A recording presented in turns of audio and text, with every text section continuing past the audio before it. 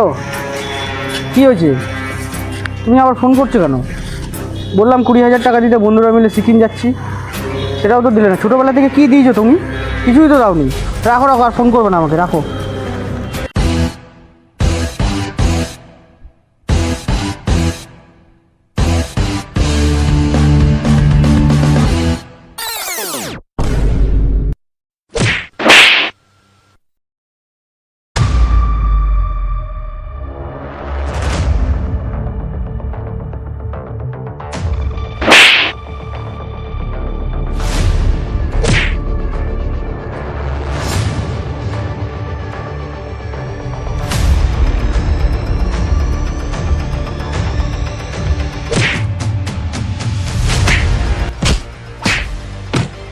এদের হাত থেকে আমার বেস্ট ফ্রেন্ড রাহুলই আমাকে একমাত্র বাঁচাতে পারবে।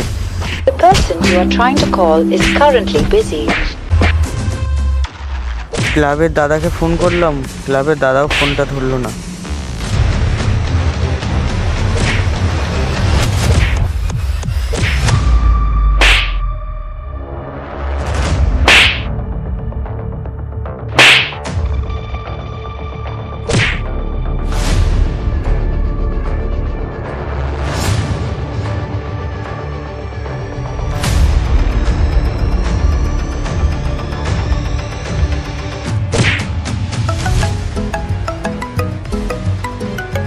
কি ব্যাপার, মা আবার ফোন করছে কেন?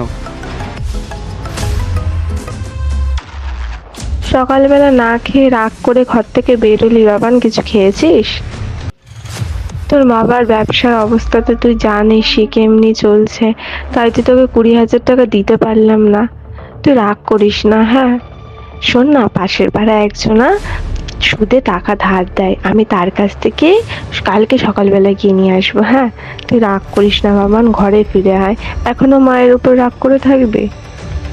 একটু ঘরে ফিরে আয়। শোন না, তোর জন্য আমি ফ্রাইড রাইস, চিলি চিকেন, তো ফেভারিট জিনিস রান্না করেছি, আয়, দুজনে মিলে একসাথে বসে খাবো। চুপ করে আছিস কেন বাবান? তুই কিছু খাসনি বলে আমিও সকাল থেকে কিছু না খেয়ে বসে আছি। ঘরে চলে আয়। मैं कभी बतलाता नहीं, पर अंधेरे से डरता हूँ मैं माँ। यूं तो मैं दिखलाता नहीं, तेरी परवाह करता हूँ मैं माँ। तुझे सब है पता है ना माँ। মায়ের উপরে কেউ কখনো রাগ করো না। মা কখনো সন্তানের খারাপ চায় না।